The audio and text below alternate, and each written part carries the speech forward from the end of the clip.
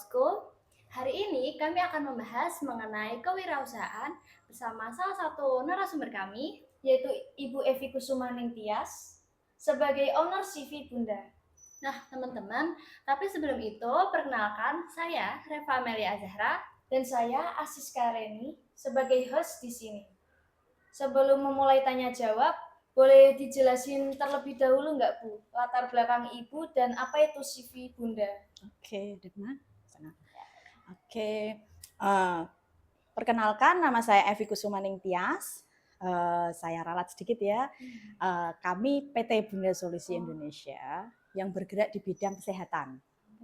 Jadi kami adalah brand owner atas suplemen kesehatan anak, yaitu Paramorina. Dia berbasis madu herbal yang sudah BPOM dan produk kami tersebar di seluruh Indonesia. Seperti itu. Nah, kami berkantor di Prambatan Lor. Selain itu juga saya adalah komisaris di PT Habi Bangun Aromatik, yaitu sebuah perusahaan yang bergerak di telon essential oil. Gitu. Lalu sejak kapan Ibu mulai bisnis itu?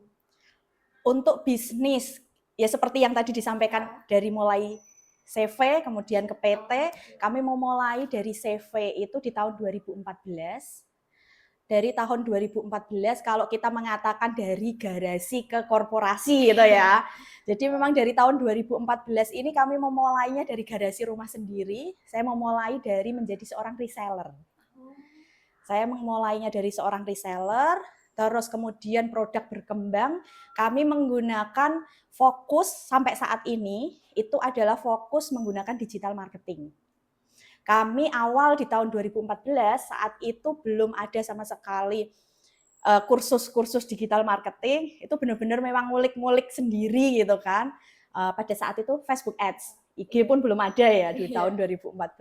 Kami memulai dengan Facebook Ads, belajar sendiri, menggali sendiri, kemudian mengolah kata-kata sendiri, copywriting-nya sendiri, itu benar-benar kami lakukan sendiri, saya pribadi sendirian. Kemudian sampai memang pesanan cukup banyak sehingga kami merekrut satu persatu orang. Dengan saat ini tidak hanya Facebook Ads, ada IG Ads, kemudian ada TikTok, Shopee dan lain sebagainya. Total jumlah karyawan sekitar 70 untuk saat ini. Tapi itu semuanya dikerjakan di Kudus, di Prambatan, atau mungkin udah masuk ke luar kota untuk kantornya sendiri? Kalau untuk kantornya sendiri kami ada di Kudus, tapi penjualannya memang karena brand owner, jadi penjualannya memang ke seluruh Indonesia dan kami mulai merambah ke offline-nya, yaitu menggandeng distributor yang farmasi, yang dimana mereka akan memasukkan produk-produk kami ke apotek-apotek seluruh Indonesia. Itu sudah dimulai dari Desember 2023. Jadi benar-benar mulai dari nol ya Bu? Iya, mulai dari reseller yang penjualannya satu botol saat itu. Satu botol itu serasa sulit sekali gitu ya. Sudah hampir 10 tahun. Oh, iya, 10 tahun. sudah 10 tahun berarti. Tahun ini nanti Desember 10 tahunnya. Lalu ada alasan tersendiri enggak Bu? Sampai bisa mutusin buat jadi seorang wirausaha? Awalnya keluar dari pekerjaan. Awal mula saya basicnya adalah kuliah keguruan. Basicnya kuliah keguruan ya. Basicnya adalah kuliah keguruan, kemudian menjadi guru 1,5 tahun setelah lulus dan memiliki bayi yang saat itu saya berpikir untuk mencari sesuatu yang bisa saya kerjakan dari rumah. Makanya dari rumah itu kemudian saya menjadi seorang reseller. Saat itu produknya masih memang baru sekali, yang memang itu juga produk rumahan, saat itu belum pabrik. Memang produk rumahan, kemudian kami belajar bagaimana marketingnya. Basic saya orang bahasa, jadi keguruan bahasa, sehingga memang saya fokus kepada konten dan tulisan, copywriting-nya. Gimana cara menarik konsumen untuk membeli. Ternyata konten-konten saya itu termasuk konten-konten yang banyak diminati, sehingga kalau bahasa sekarang FYP gitu kan, sehingga viral dan penjualan juga meningkat pesat gitu. Oh, tapi kalau dulu waktu awal buka di tahun 2014 itu sendiri atau sama keluarga atau gimana? Di tahun 2014 itu memulainya sendiri. Oh, sendiri. Memulainya sendiri, kemudian tapi memang tetap kita ada guru ya. Tetap ada guru yang membimbing, karena peran guru ini sangat penting, jadi mentor. Jadi kita punya mentor, nggak di sini, di Jogja. Kita punya guru yang memang kita menisbatkan beliau adalah guru saya, yang akan membimbing saya sampai sebesar ini pun masih membersamai saya. Seperti itu. Jadi memang beliau yang membersamai saya dari kecil, dari bisnis ini masih kecil, sampai segede ini. Itu beliau yang banyak berpikir dan menularkan atas apa pemikiran-pemikirannya dan apa yang sudah dijalani. Karena perusahaan lebih besar daripada perusahaan saya gitu. Seperti itu. Jadi memang memulainya itu dari teman ke teman gitu, menawarkan dari teman ke teman. Awalnya sebelum saya mengetahui tentang iklan ya. Dari WhatsApp. Dulu belum ada WhatsApp. Dulu bener-bener silaturahim dari satu rumah ke rumah yang lain. Bener-bener silaturahim dari satu rumah ke rumah yang lain itu untuk menawarkan produk gitu. Saya punya produk pada saat itu mereknya Vitabumin.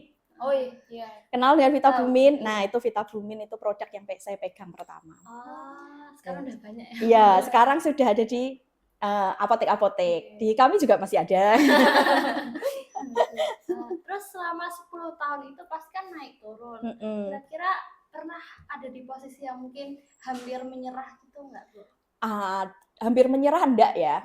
Tapi ada di tahun 2017, awal 2017, awal 2018 itu sempat mengalami saat itu Vitabumin masuk ke apotek ya, mulai masuk ke apotek. Terus mulai saat itu penjualan online-nya agak turun nih, karena orang belinya di apotek gitu kan. Padahal kita punya karyawan nih. Terus gimana ini coba cara kita bertahan hidup sampai produk baru keluar. Produk saya saat ini yang Paramorina. Karena kita masih ada nunggu izin BPOM, butuh 6 bulan kan seperti itu ya. Kita menunggu produk barunya keluar, perizinannya keluar, maka kita harus bertahan hidup dengan cara apa? Pada saat itu yang saya pikirkan adalah nice saya itu kan di anak. Di anak dan ibu dan anak seperti itu. Maka saya mencari sebuah produk-produk yang tidak akan jauh dari situ. Akhirnya saya ke fashion anak. Oh, ke fashion juga? Saya ke fashion anak itu untuk bertahan hidup itu. Berarti nggak pernah kepikiran untuk pindah usaha yang lain? Enggak. Saya ke fashion anak itu untuk menunggu sebuah produk itu launching. Produk saya launching gitu kan. Sehingga saya untuk bertahannya menuju ke fashion anak. Dengan alasan karena nice yang sama, minat yang sama, target marketing yang sama. Karena iklan saya, dashboard iklan saya itu sudah terbentuk untuk kategori ibu-ibu yang memiliki anak. Sehingga saya nggak akan lari, di mana ketika sejatuh-jatuhnya saya nggak akan lari dari nice itu. Karena membangun dashboard itu kayak membangun bisnis ya. Itu sudah dimulai dari nol, dan dashboard kalau di Facebook, di TikTok itu kalau udah gede itu audiensnya kan juga besar. Nah, kita nggak akan lari dari angka-angka itu, lari dari minat-minat itu. Jadi ini termasuk sedikit tips ya, kalau udah di bisnis ini ya ditekuni. Iya, tidak lari dari nice yang ke lain gitu. Lalu buat menyikapi kegagalan dalam bisnis gimana ya, Bu? Untuk menyikapi kegagalannya yang pertama tetap positif ya. Tetap positif, yang namanya bisnis itu nggak mungkin selalu ada di atas. Pasti tetap ada turunnya, pasti tetap ada jalan terjalnya. Ya kita berusaha untuk tetap bertahan hidup di sana sambil mencari inovasi baru atas sebuah produk.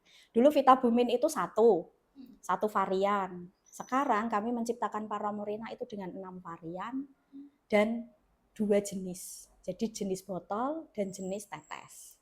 Seperti itu. Jadi tetap berinovasi, karena kita nggak mungkin mengandalkan satu produk itu terus tanpa ada inovasi. Itu bukan perkawinan dan bukan sebuah pertumbuhan.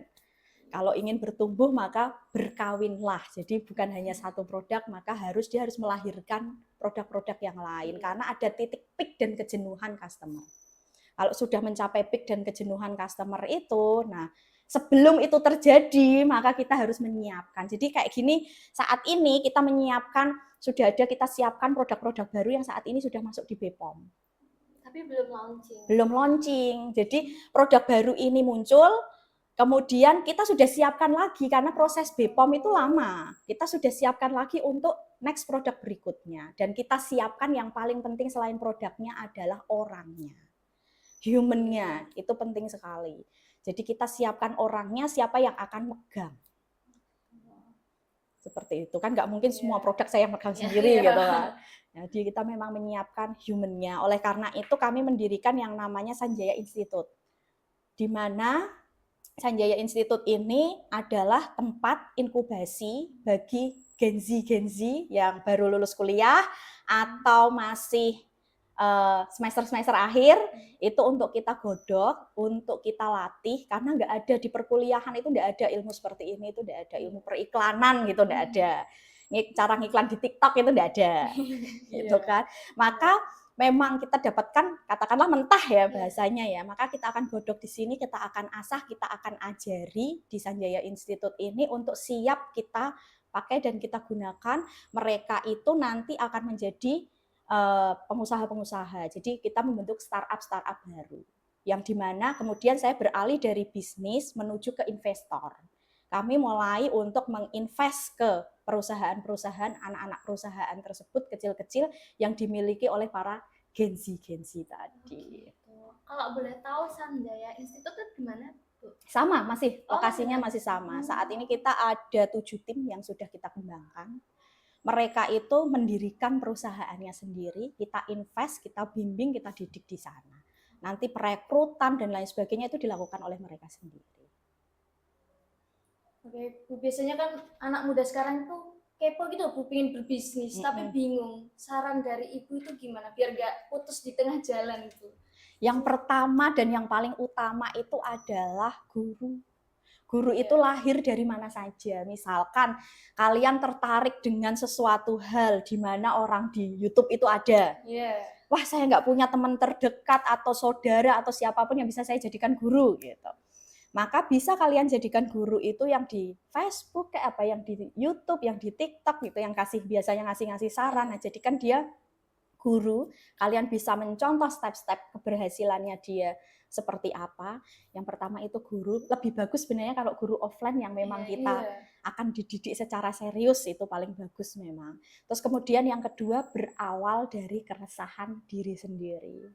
Jadi keresahan kita itu apa sih? Kita punya keresahan apa terhadap, karena beda-beda kan, banyak akan setiap orang akan beda-beda. Saya punya keresahan bahwa saya suka basreng tapi sulit mencari basreng di Kudus, katakanlah seperti itu ya. Maka saya yang akan menjualnya. Seperti itu. Jadi dimulai dari pertama adalah memiliki guru, yang kedua adalah kita mulai dari keresahan pribadi kita itu apa. Itu biasanya lebih sustain.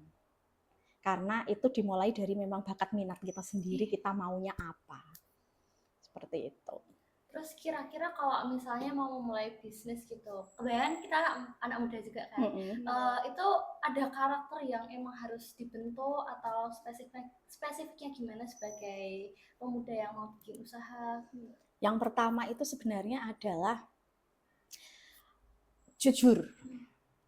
Faktor utama dan paling utama itu adalah jujur. Kalau dalam bagaimana cara berpikir kaya, How to Thinking Rich itu diajari bagaimana cara kita, pertama itu adalah jujur, yang kedua itu adalah disiplin.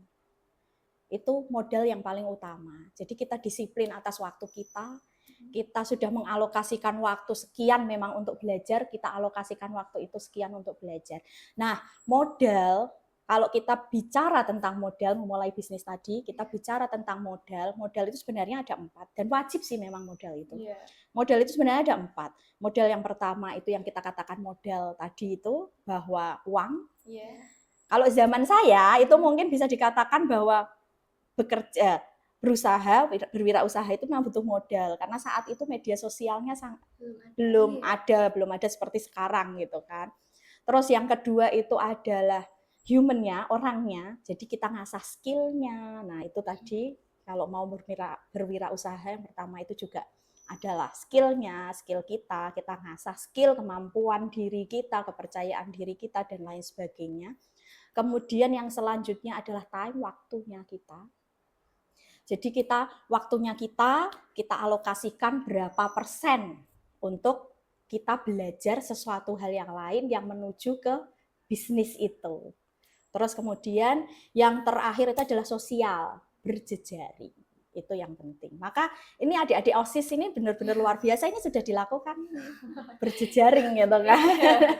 Kalau di student sendiri nih, hal yang paling banyak yang bisa dari keempat modal ini, itu yang pertama adalah human-nya, jadi orangnya. Karena kalian nggak bisa ngandalin modal uang gitu, karena masih minta orang tua gitu kan ya. Jadi human-nya yang harus dijadikan sebagai modal. Modal saya sebagai student adalah diri saya sendiri. Itu yang akan menjadi modal bagi saya. Skill saya, kemampuan berpikir saya. Seperti itu. Tapi biasanya kan kayak yang anak muda kalau nggak punya salah satu dari 4 itu kayak udah nyerah gitu. Aku nggak punya modal uang, aku nggak pede, aku nggak gini. Itu harus gimana? Nah, itu vibrasi ya. Kita bicara vibrasi. Jadi kalau dalam buku vibrasi, itu pertama kita harus membangun vibrasi kita ada di power. Jadi membangun bagaimana kita memiliki kepercayaan diri yang kuat. Itu berkaitan dengan harapan. Jadi kita mulai dari sebenarnya kamu harapanmu apa sih? Itu kan, harapanku memang mau jadi wirausaha. Nah, harapan itulah yang ingin kamu capai. Maka kamu ketika ingin mencapai sebuah harapan itu, kamu akan melakukan banyak hal untuk mencapainya. Jadi harus yakin dulu. Betul. Jadi the law of attraction ya. Jadi apa yang kita yakini datang, itu yang akan datang. Impian, jadi impian, harapan, the law of attraction. Tapi dia hanya akan menjadi sebuah harapan ketika kita tidak mau menuju kepadanya. Tapi misalnya udah punya semuanya, terus yang mungkin yang paling sering Ibu temui yang bikin suatu kewirausahaan itu gagal itu apa? Sudah punya semuanya gagal, tidak ada. Tidak ada malah. Jadi kita memang kalau di Sanjaya Institute kita membangun di mana vibrasi. Kalian pengen omset bulan ini berapa? 1M. Katakanlah 1M. Kemudian kalian bayangkan kalian akan menuju itu. Dan kalian wujudkan dengan step by step kalian menuju itu. Meleset-melesetnya loh 500 juta. Gak mungkin nol gitu kan. Karena apa? Ada harapan yang ingin dituju, kemudian ada usaha dan step by step-nya itu by data. Jadi bisnis is scientific gitu kan. Jadi bisnis itu data. Jadi kamu ingin menuju ke sana, kamu ada datanya yang akan kamu lakukan itu apa. Saat meleset-melesetnya itu nggak 1 miliar, itu 500, kayak 700, kayak nggak mungkin nol. Tapi kalau Ibu pernah rugi nggak? Pernah. Bagi kami kerugian itu bukan sebuah kerugian. Karena kami adalah berbicara tentang iklan dan brand ya. Saya berbicara tentang iklan dan brand. Kemudian ketika kita menghitung dengan hitung-hitungan, oh ternyata penjualan bulan ini itu sekian M. Padahal yang kita keluarkan katakanlah penjualan itu 3M, ternyata yang kita keluarkan untuk biaya iklan adalah 4M. Oh kita bulan ini rugi 1M. Seperti itu. Mungkin itu kalau bagi accounting gitu ya, itu adalah kerugian. Tapi bagi kami biasanya yang di marketing itu adalah investasi brand gitu. Oh, bisa. Ya investasi brand karena bisa jadi kita iklan hari ini, besok, lusa, bulan depan baru dia akan membeli dan dia akan naik. Karena kita berpikir itu adalah investasi brand. Seperti itu. Tapi kalau untuk berjualan biasa, ya jangan sampai rugi. Tapi banyak yang tidak mengeluarkan modal, jadi nggak mungkin rugi. Kita jadi afiliator, itu kita ngeluarin apa toh? Kita nggak ngeluarin apa-apa kan? Kita ngeluarin skill kita ngeluarin tenaga kita gitu. Kerugian yang kita dapatkan kan bukan materi ya, tapi lebih kepada tenaga kita. Kok sedikit ya, capek, kok sedikit gitu ya. Kok yang beli sedikit, atau udah usaha sekeras mungkin tapi ternyata yang beli baru sedikit atau tidak ada yang beli, seperti merasa sia-sia kayak gitu. Nah, itu kita jangan sampai ada di posisi force seperti itu. Jadi yakinlah bahwa usaha itu tidak akan mengkhianati hasil. Jadi apa yang kita usahakan pasti kita akan dapatkan. Sekurang-kurangnya itu tidak, kalau kita nggak nyampe targetnya, sekurang-kurangnya itu setengah target pasti kita dapatkan. Lalu setelah Ibu menjadi wirausaha, ini kebiasaan yang dimiliki seorang pengusaha itu apa ya? Biar entah usahanya meningkat atau kebiasaan apa yang membuat Ibu menjadi lebih naik mungkin? Awal pertama waktu saya pendirian itu semuanya saya lakukan sendiri. Dari ngiklan, keuangan nggak dikerjain gitu kan. Keuangan isi keuangan sederhana, debit kredit saldo gitu kan. Nah, untuk saat ini ketika sudah posisinya lebih besar lagi, yang saya lakukan adalah lebih ke kayak apa ya? Tahu burung hantu? Iya. Burung hantu itu dia mampu melihat 360 derajat. Jadi saya lebih melihat ke dari sisi-sisi lain.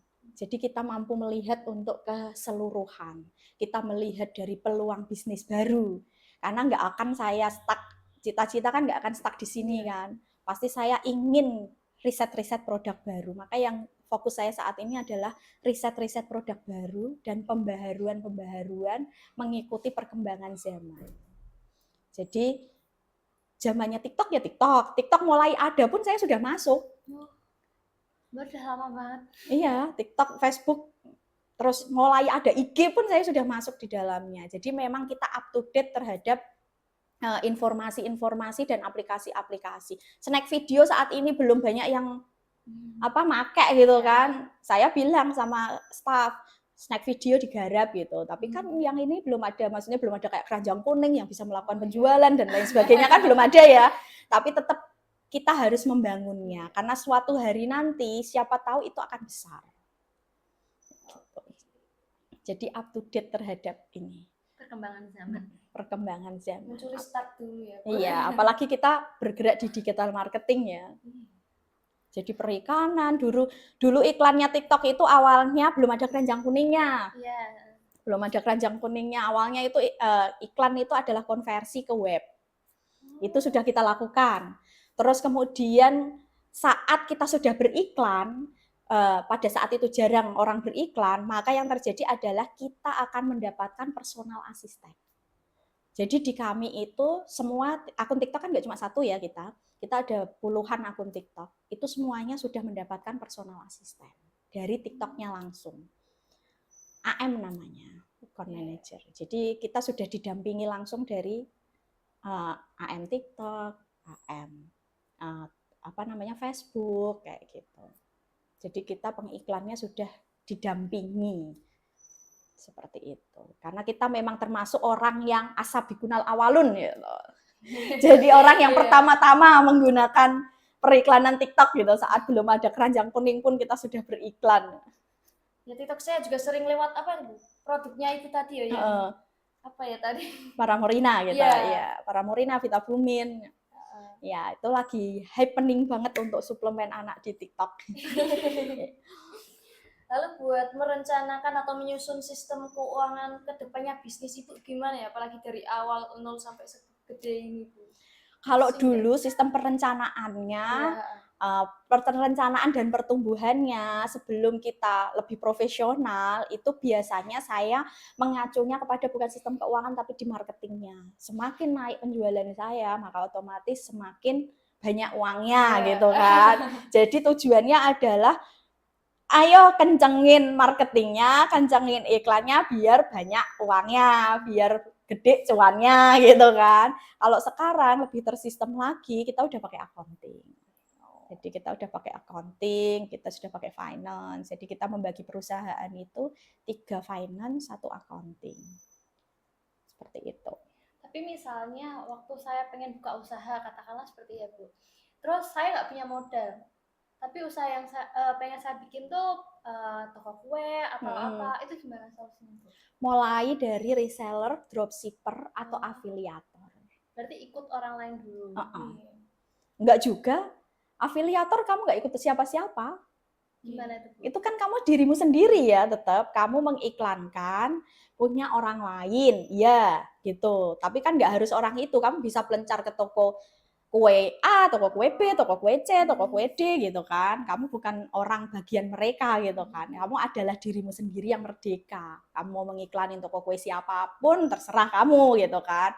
Nah itu, jadi bisa mulai sekarang itu udah mudah banget untuk bisa mulai afiliator. Gitu, mau baju, mau apa gitu. Kita bisa mulai dari afiliator. Terus kemudian posting video. Kita mulai dari seorang konten kreator.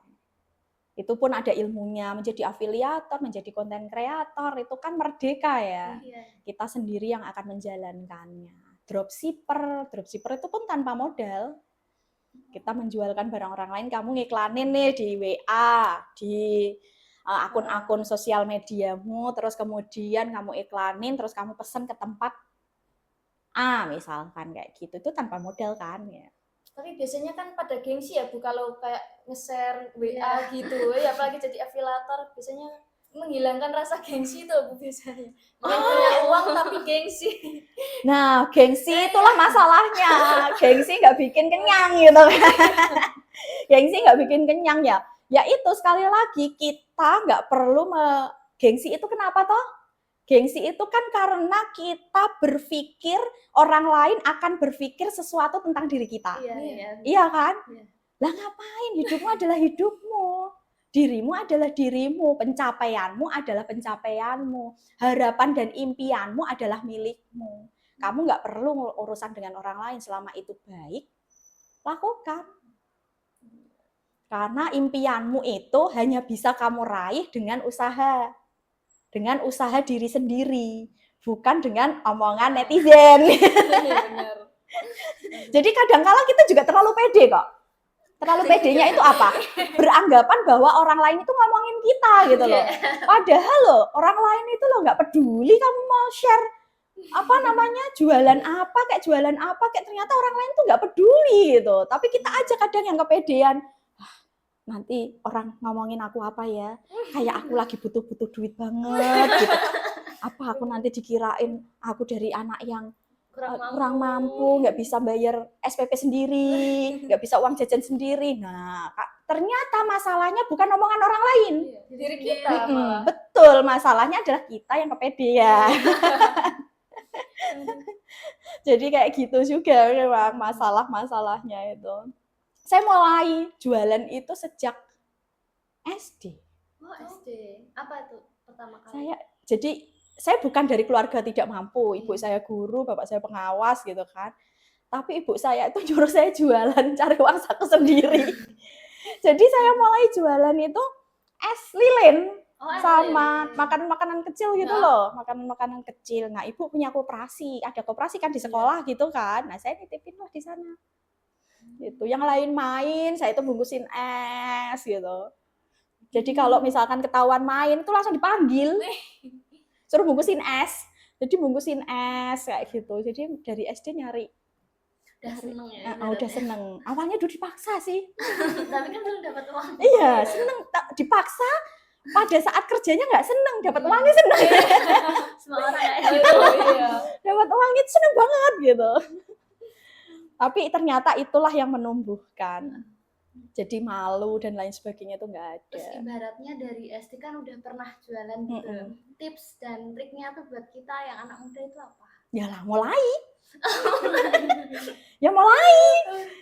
Karena nggak ada tips terbaik selain tips terbaik untuk berwirausaha selain dengan kata mulai.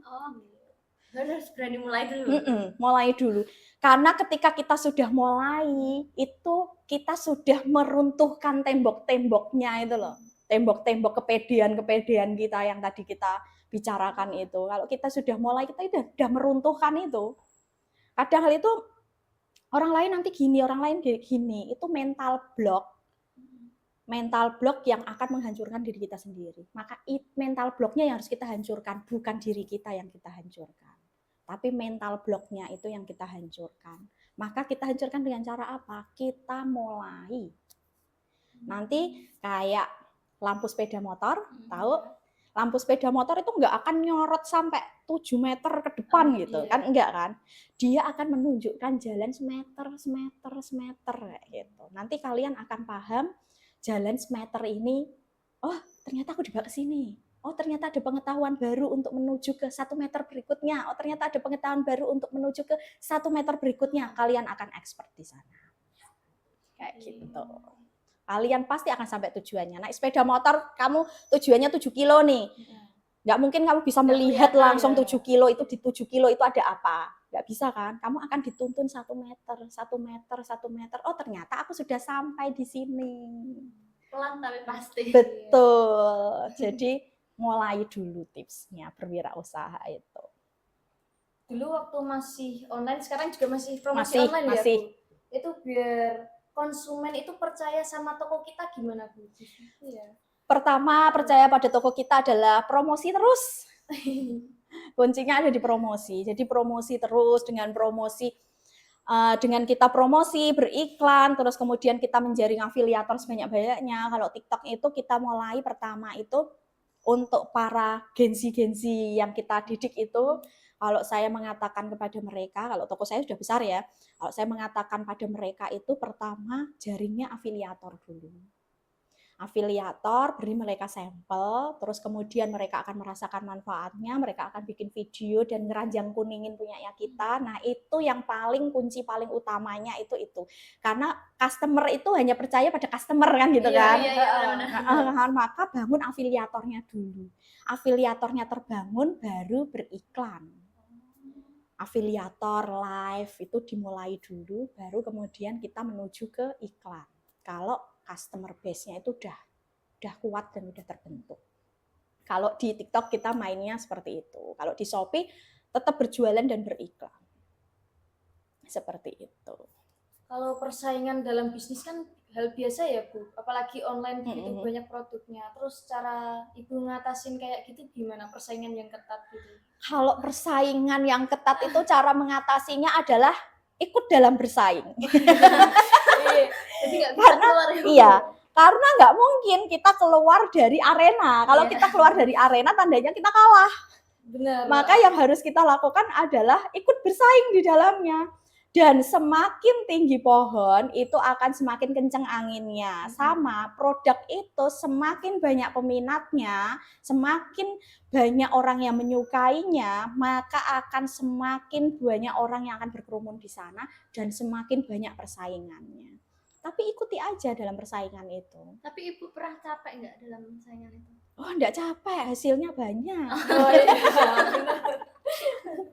Enggak capek, itu malah kalau bagi saya sama tim itu justru menjadi sebuah tantangan tersendiri. Jadi kalau di tim itu mereka itu bilang gini sendiri. Jadi kenaikan kita per bulan kita akan mentarget kenaikan biaya iklan itu 35%. Sekali lagi kita kalau di perusahaan udah pakai data ya. Kita kenaikan kita periklanan itu 35%. Kemudian kenaikan jumlah botolnya itu ada di 30%, misalkan seperti itu. Nah, kita akan melalui, oh ternyata kita punya kompetitor baru nih, ini kita ulik nih, kita riset kompetitornya itu, dia nyamain kita di bagian apa, dia kasih apa, kayak gitu. Kita akan cari value yang lebih gitu. Karena kalau ada kompetitor itu, kadang teman-teman tim itu malah justru semangat perangnya itu jadi membara gitu. Karena kita nggak mungkin keluar dari sebuah persaingan bisnis ya. Karena kalau kita keluar dari persaingan bisnis itu pasti nggak ada peminatnya di sana. Kamu mau nyari yang nggak ada pesaingnya, misalkan tambal ban di udara gitu, nggak ada ya, tambal ban pesawat di udara ya, itu nggak ada gitu kan. Nah itu keluar dari persaingan bisnis, nggak ada pesaingnya itu.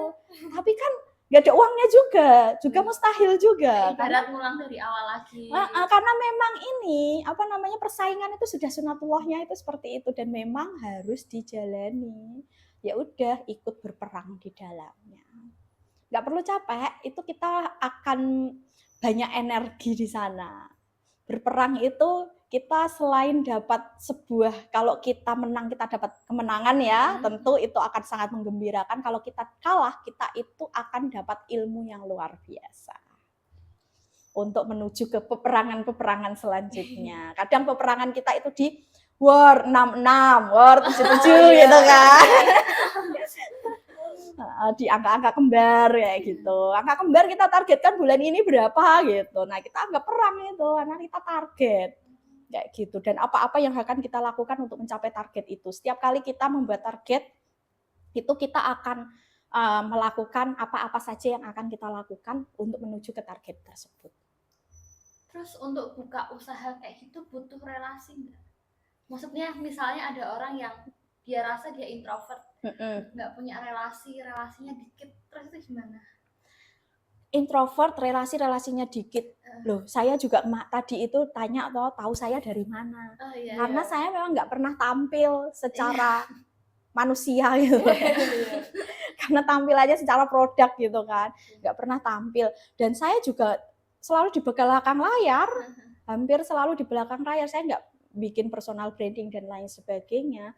Kemudian dari awal berdiri pun saya tidak pernah bertemu dengan orang. Customer saya adalah dunia maya semuanya. Itu cocok buat introvert. Kalau introvert di dunia digital marketing itu cocok. Di belakang meja beriklan, ngeriset nih untuk iklan-iklannya yang bagus yang mana, yang winning yang mana, kayak gitu. Kemudian customernya pun kita nggak kenal. Kadang beberapa CS itu kalau chat itu ahli banget itu, ahli banget. Tapi ternyata ketika kita kan ada event pameran gitu, ternyata tidak semuanya mampu untuk itu gitu kan. Tapi padahal loh dia adalah orang yang ahli dalam chat. Karena dia orang yang introvert, katakanlah seperti itu gitu. Jadi yang introvert ya kita taruh di tempat-tempat yang memang di balik layar. Kalaupun bertemu dengan customer, maka customernya maya gitu kan. Customer di dunia maya yang kita nggak kenal gitu siapa dia gitu. Untuk yang pameran ya yang cerewet-cerewet gitu. Kayak gitu. Jadi cocok untuk digital marketing untuk yang tipe-tipe introvert itu. Terus sejauh ini dari awal Ibu buka usaha, suka dukanya itu apa, Bu? Suka dukanya banyak sukanya sih. Dapat uang. Sukanya adalah sebuah pertumbuhan. Jadi pertumbuhan di sini itu adalah pertama bertumbuh ilmu saya. Yang dari awalnya nggak tahu apa-apa sampai ada di titik ini, itu pertumbuhan yang benar-benar menurut saya luar biasa. Bertumbuh ilmu saya, kemudian saya menjadi kaya. Kaya itu adalah, saya sampaikan ya, kalau kaya itu definisi kaya itu adalah otaknya berisi. Otaknya berisi tentang ilmu, dompetnya berisi uang, dan tangannya berisi kekuasaan. Itu kaya. Jadi kalau orang kaya hanya berisi tentang uangnya saja, itu belum kaya. Kaya itu otaknya berisi ilmu pengetahuan, dompetnya berisi uang, tangannya berisi kekuasaan. Itu yang pertumbuhan yang saya rasakan itu yang luar biasa, itu ada di sisi-sisi itu gitu. Yang dulu nggak punya kekuasaan apa-apa, nggak punya karyawan, nggak punya siapa-siapa, sekarang sudah 70 orang, kayak gitu. Terus dukanya apa ya? Saya rasa dukanya nggak ada sih. Saya merasa semuanya kalau tiba-tiba di banned gitu ya. Saya itu pernah yang namanya akun pakai iklan itu kadang kan di banned gitu kan. Di banned Facebook kayak apa, di banned TikTok kayak itu benar-benar kadang 2 hari 3 hari itu nggak bisa tidur. Ngulik-ngulik atau membuat baru. Karena apa? Karena kita ada karyawan yang dia harus ada penjualan. Kalau dia nggak ada penjualan nanti gajiannya gimana kan gitu kan. Udah mulai posisi-posisi seperti itu. Terus kemudian kita tetap berusaha sampai kadang 3 hari itu nggak tidur, benar-benar nggak bisa merem itu matanya. Paling dukanya seperti itu, tapi itu bukan saya anggap sebagai duka ya, itu saya anggap sebagai pelajaran. Oh ternyata kalau di banned itu rasanya kayak gini. Sehingga ketika staff saya yang kalau saya sekarang udah nggak ini ya, nggak pakai nggak ngiklan sendiri, terus staff saya di banned itu pusingnya kayak apa, itu saya jadi tahu. Saya pernah merasakan di posisimu. Saya sabar, kita masih punya banyak akun, tenang saja. Saya punyanya 1 akun. Punyanya 1 akun, maka Nah itu adalah pelajaran, kita dapatnya adalah pelajaran bahwa satu akun itu tidak aman. Besok-besok bikinnya banyak. Besok-besok bikin lagi gitu. Sebelum ini di-banned, maka kita ada second Akunnya. akun lagi. Karena di dunia digital kita kadang nggak ngerti. Kadang kita bahkan kalau teman-teman digital marketing itu kita gabungkan di komunitas gitu kan, komunitas pengiklan Facebook, komunitas pengiklan ini, kita ada komunitas-komunitas sendiri gitu. Kalau di komunitas itu kadang sampai mengatakan Facebooknya lagi PMS ini gitu, karena lagi kayak badai, hampir semuanya itu di-banned kayak gitu. Oh, pernah kayak gitu? Iya, kadang kan ada kayak sistem itu kan kadang ada bug gitu kan, ada bug, ternyata kalau saya lagi di-banned gitu kan biasanya saya share di grup, apakah ini lagi ada bug gitu kan. Ternyata, oh iya teman-teman lagi pada kayak gini kayak gitu. Biasanya di kuartal-kuartal terakhir, di bulan-bulan Desember itu bulan-bulan rawan banned gitu. Ada bulannya. Ada bulannya.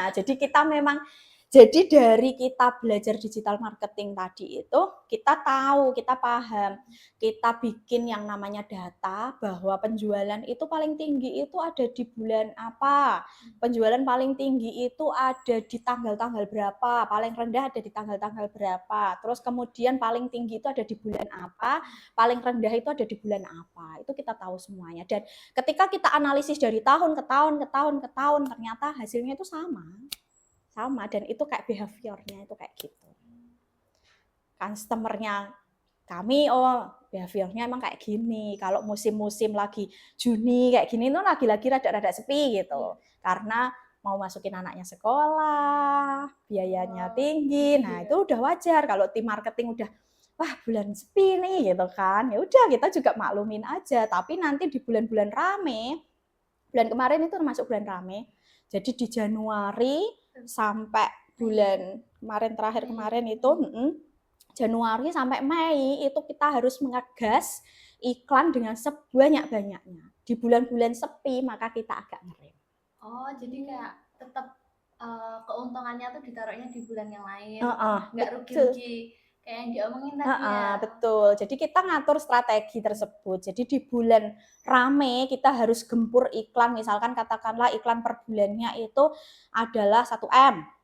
Maka 1 tahun kita harus beriklan sebesar 12M. Maka di bulan-bulan rame itu kita mengalokasikan lebih besar.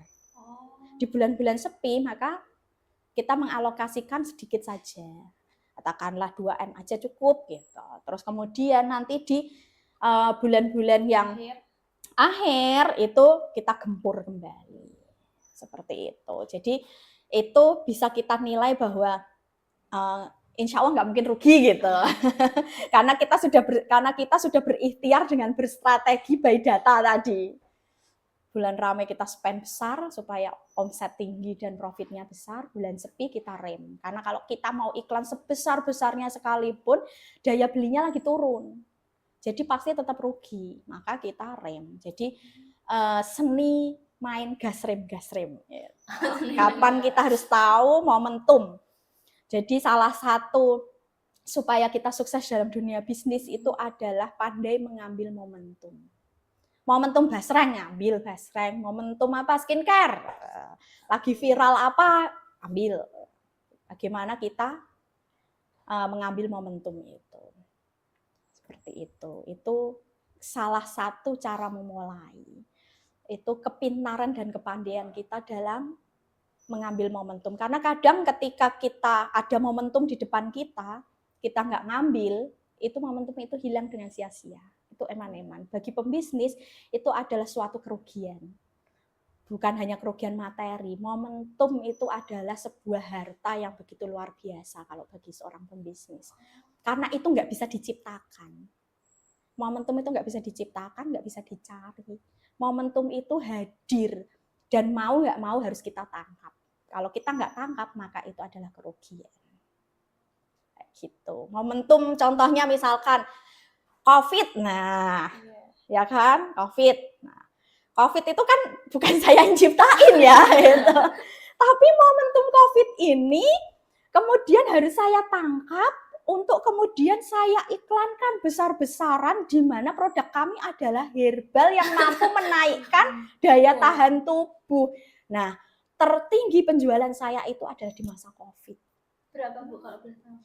Jadi tertinggi penjualan kita mulai dari CV ke PT, terus kemudian jumlah karyawan daripada saat sebelum COVID itu cuma 7, itu ke 50. Itu justru di musim COVID. Kalau COVID yang lainnya mungkin di PHK. Udah, kalau di kami COVID itu sedang jaya-jayanya.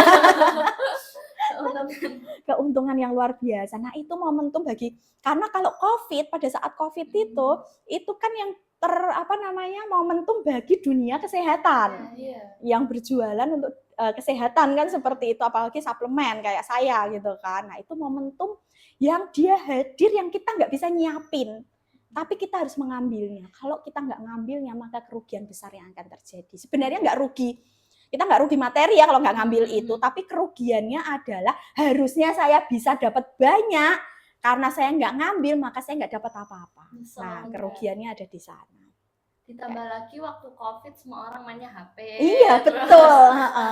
Online itu benar-benar begitu luar biasa. Jadi pertumbuhan jumlah customer, pertumbuhan jumlah karyawan, pertumbuhan omset itu kami merasa itu tinggi banget itu sejak di COVID.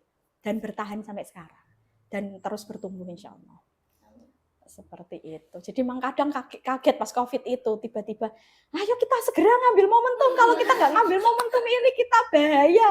Kan gitu kan, saya mau beriklan banyak, tapi karyawan cuma 7 kan nggak kuat gitu kan. Kalau saya ngiklan banyak nggak kuat, padahal ini iklan lagi bagus-bagusnya, customer lagi banyak-banyaknya gitu kan. Maka saya harus nambah orang lagi untuk mengambil momentum itu. Jadi saya harus nambahi banyak orang supaya saya bisa mengambil momentum itu. Kemudian dari kami garasi itu tadi yang saya ceritakan, sekarang korporasi, yang sekarang sudah kita termasuk perusahaan PKP. Perusahaan PKP itu perusahaan kena pajak yang omsetnya itu di atas 4,8 M. Omsetnya sudah di angka 4,8 M itu. Nah, dari mulai saya jualan 1 botol, sekarang sudah di angka 4,8 ke atas. Seperti itu. Keren. Iya. Bangga ya Bu sama diri sendiri rasanya. Bangga ya? Bangga nggak ya? Bangga sih. Harus bangga dibanggain. Kadang pencapaian itu saya nggak menyadari kok. Kadang saya nggak menyadari, kadang saya sudah sampai di titik ini. Gitu. Kadang kalau tiba-tiba adalah rasa lelah gitu kan, ada rasa lelah, berpikir. Kan kita pakainya berpikir terus-menerus kan. Ketika saya lelah, maka yang akan saya lakukan adalah posisi ini mungkin adalah posisi yang diimpikan oleh banyak orang. Posisi yang saya jalani saat ini adalah mungkin posisi yang diimpikan banyak orang. Seperti itu langsung saya bangkit kembali gitu kan. Orang lain mengimpikan posisimu, tapi kamu malah kayak gini gitu loh. Kayak gitu. Dan sekali lagi ketika kita mulai membuka lagi itu tujuan utama kita berbisnis itu apa sih? Tujuan kita kaya itu apa sih? Jadi kita mulai dari niat bahwa tujuan kita kaya, tujuan kita memiliki bisnis, tujuan kita memiliki kekuasaan, ilmu dan lain sebagainya itu karena kita percaya bahwa sebaik-baik manusia itu adalah yang bermanfaat bagi orang lain. Dengan saya memiliki ilmu, saya bisa berbagi. Dengan saya memiliki kekuasaan, saya bisa mengatur orang menjadi lebih baik lagi. Ya kan? Di kantor harus ada Asmaul Husna, harus ada sholat duha. Sholat itu setiap adantung semuanya berhenti. Harus sholat berjamaah. Kita sediakan di lantai 2 itu untuk masjidnya. Jadi harus sholat berjamaah. Dengan kekuasaan, kalau saya nggak punya kekuasaan, saya nggak bisa ngatur itu. Nah, dengan kekuasaan, saya bisa membuat orang itu untuk mengikuti saya pada sesuatu hal yang saya inginkan, yang itu adalah sebuah kebaikan. Dengan harta saya bisa berbagi. Karena kami percaya bahwa sebaik-baik manusia itu yang bermanfaat bagi orang lain. Dan kami dengan modal hadis tersebut kami mendirikan yang namanya Sanjaya Institute itu tadi.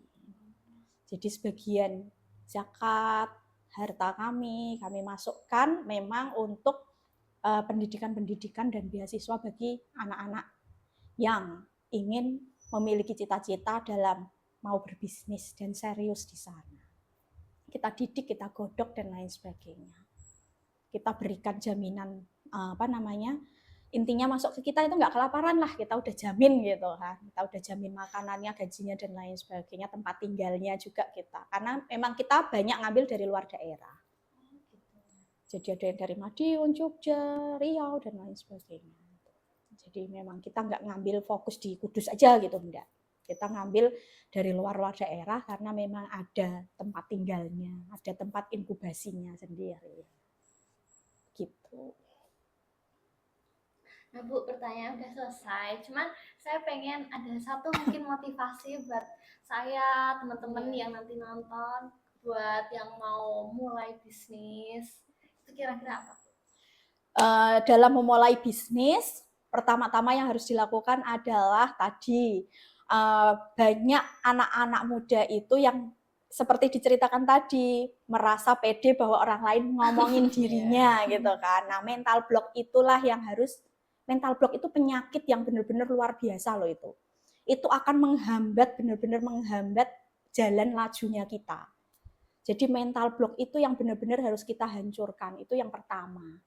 Kayak gitu. Karena kadangnya juga mental blocknya nanti saya hancurkan, kemudian nanti loh masih berpikir kayak gini, nanti kalau saya cuek, orang lain nanti berpikir, wong kok sak karpe dhewe gitu kan. Nah, itu masih kena mental block itu.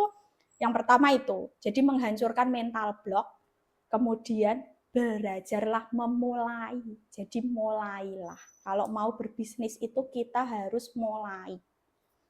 Mau berbisnis, sudah ngeriset nih. Kayak saya lah ibaratnya. Saya itu screenshot, nyimpen resep-resep masakan. Banyak banget. Tapi nggak masak-masak. Sama mungkin kayak kalian. Kalian itu udah nyimpen nih, afiliator itu caranya gimana, bikin keranjang kuning caranya gimana, cara afiliator gimana, cara jadi dropshipper gimana. Tapi nggak mulai-mulai ya percuma, itu ilmunya juga nggak akan manfaat gitu loh. Ilmunya itu juga akan jadi simpanan saja kalau kita nggak mulai. Maka pertama itu adalah hancurkan mental blocknya, kemudian mulai. Kayak gitu. Terus satu lagi sih, jadi ada perbedaan kalau di dalam buku How Thinking Rich itu ada perbedaan mental kaya dan mental miskin. Orang bermental kaya akan mencari 1000 cara untuk memulai. Orang bermental miskin akan mencari 1000 alasan untuk tidak memulai. Katakanlah gini, oh iyalah, pantas dia jadi pengusaha, uang bapaknya pengusaha. Nah, itu adalah ciri-ciri orang yang bermental miskin. Kalau kalian pengen bermental kaya, maka gini, cara menjadi pengusaha piye ta? Aku juga bisa. Apa sih step-step yang kamu lakukan? Aku juga bisa melakukannya. Seperti itu. Kamu akan menggali. Orang yang bermental kaya itu akan menggali dari mana mulainya. Dari mana dia bukan, katakanlah kalau sekarang itu kayak netizen yang nyinyir, julid gitu. Nah, itu orang-orang yang bermental miskin itu ya netizen-netizen yang kayak gitu, yang kayak gitu, yang pencapaian orang lain itu, lo wajar lah, dia anaknya orang kaya, gitu kan. Loh, keluarga saya nggak ada yang pembisnis, ibu saya guru, bapak saya pengawas, jadinya nggak ada yang bisnis. Seperti itu. Kakak saya bisnis sih memang, kayak gitu. Tapi kan bukan lahir dari keluarga yang bapak dan ibu gitu kan, kayak gitu. Jadi semuanya bisa dimulai. Semuanya bisa dimulai, asalkan kita membangun mental kita itu adalah mental kaya. How to, bagaimana caranya, bagaimana caranya, bagaimana caranya. Kita mengasah itu terus. Kalau ada pencapaian orang lain, justru kalian berbanggalah. Maka kalian akan temuilah dia untuk kalian bisa belajar. Kok kamu bisa sukses toh? Kok kamu bisa ranking 1 toh? Apa sih kegiatan yang kamu lakukan kan gitu kan? Kok kamu bisa ranking 1?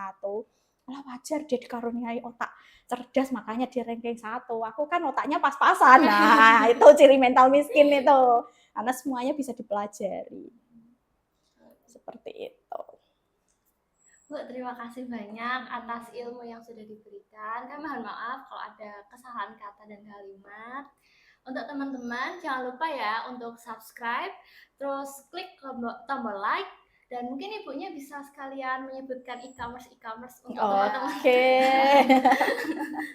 Sebenarnya nggak target market ya, karena kita ibu dan anak gitu.